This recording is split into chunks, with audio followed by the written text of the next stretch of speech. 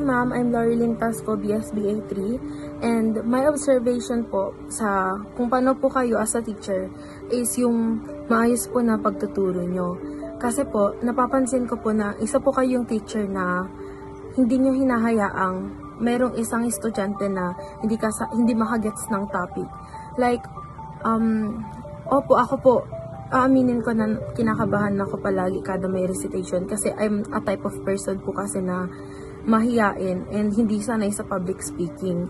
Pero po, dahil po sa pinaparecite niyo po na iniisa-isa niyo po kami, parang dun po, mas may natututunan din po ako and medyo na e-enhance ko din po yung kung paano po ako magsalita sa madaming tao. And gusto ko din po yung way ng pagtuturo nyo kasi mas naiintindihan po namin. And na-feel ko po na gusto nyo po na lahat ng student mo is makapasa po talaga.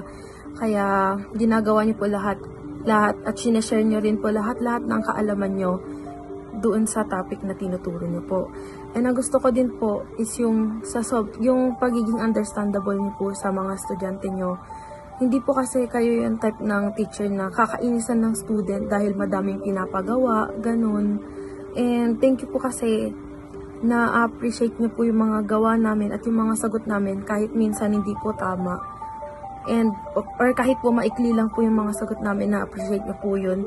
Kaya po, ayun lang po yung mga masasabi kong na-observe ko po sa inyo kasi wala din naman po akong nakikitang bad na feedback para masabi po sa inyo yun. And yun lang ma'am. Thank you.